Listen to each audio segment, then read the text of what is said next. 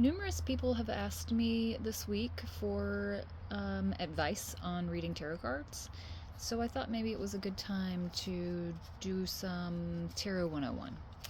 And the very first lesson is not about the cards at all. You need to claim your sovereignty before you ever try to give a reading with tarot cards. You can give readings like on a really basic, just looking at the pictures kind of level. Without knowing what you're doing. Like, it's not like some monster is going to jump out and get you.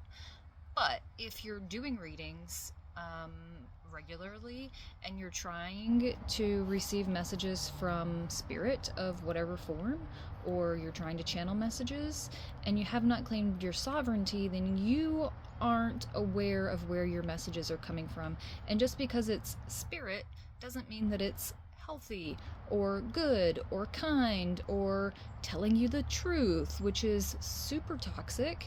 And it's very hard to tell the difference when you're receiving those kinds of messages. So what do? We claim our sovereignty. How do we do that? We just state it. You just state that you're a sovereign being and you have dominion over your own energy field. As human beings, we're not taught that we have dominion over our own field. That means we have full personal control over our energy field, and nothing is allowed in without us inviting it. Think about vampires. If you haven't claimed your sovereignty, you just have like a constant welcome mat out in front of you, and anything can interact with you. And if you're an empath, this is like way super important for you to learn to do, because if you're an empath who's constantly picking up on other people's emotions as if they're your own, you're getting exhausted by that probably, and it's because you're cycling their energy through your field without realizing it, and you just become like a filter for other people's energies, and that's not helpful for you or them. So claiming your sovereignty is step one to no longer allowing that to happen. And then what you have to do once you've claimed your sovereignty, just by stating it, is remove things that you've already let into your field. So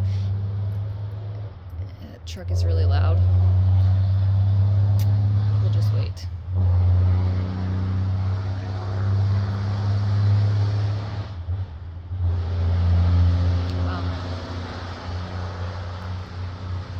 Really far away from me too. Okay, so this is how I like to describe your sovereign field. Imagine that it's your house and you already bought a whole bunch of shit and you've just been stacking things in your house for, let's say 30 years. Your house is full of stuff and you have to spring clean when you start claiming your sovereignty. So people that you care about, things that you care about, things that you don't like, are all connected to you through your energy field. And if you don't consciously clean that up, then those connections stay there. And when you start claiming your sovereignty, you can claim it, but now you've created a bubble where there are already things inside the field and you have to start taking them out. So your mom's energy, that was a really big one for me. Your partner's energy, your kids' energy, people at work, sending all of that energy back out of your field. And this time you send it out and it's not allowed to come back in without asking. Sometimes you will have set up like networks of energy from people. Like for me, for instance, with my mom, her energy came into my field in like hundreds probably of ways. So every time I got around her for probably 2 years when I started claiming my sovereignty, I had to send her energy out of my field and then like seal up those holes. So you want to claim your sovereignty just by stating, I'm a sovereign being of light.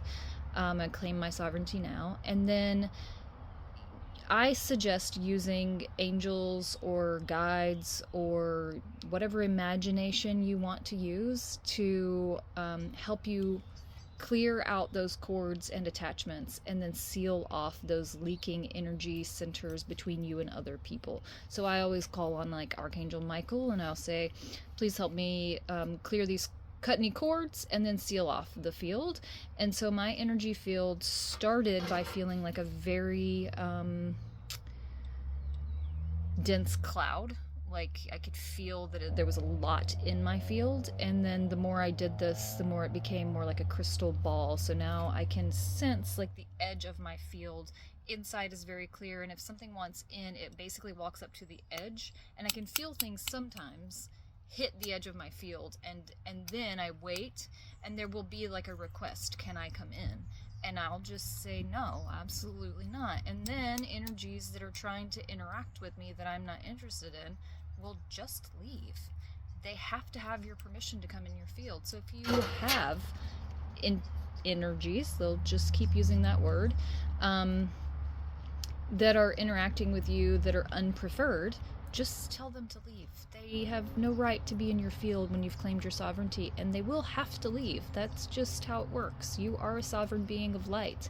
You have the sole control over your energy field. So, let's see, anything else about that?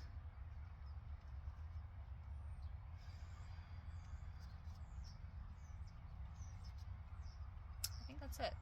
Let me know if you have any questions for how that works, or if there's anything else about how I could explain that in a different way. No, I think that's good. Try it out. Let me know how it works. I had to come back to add to this because I forgot to say that when you're first starting tarot, claiming your sovereignty is not a once and done thing. You need to be doing that before every single reading. And you might even need to be doing that during or between readings if you have more than one person or something like that. If your energy field is used to allowing other people's energy into your field, you need to be claiming your sovereignty every single time you feel anything coming towards you. And then what I like to do, the way that I have my field set up for receiving messages, is that they have to go through my guides. There are lots of energies out there and we can't see them, so it's hard to tell what you're interacting with. So my field is set up that I don't interact with anything. I interact with my guides, and my guides allow other energies into my field based on what is of my highest good.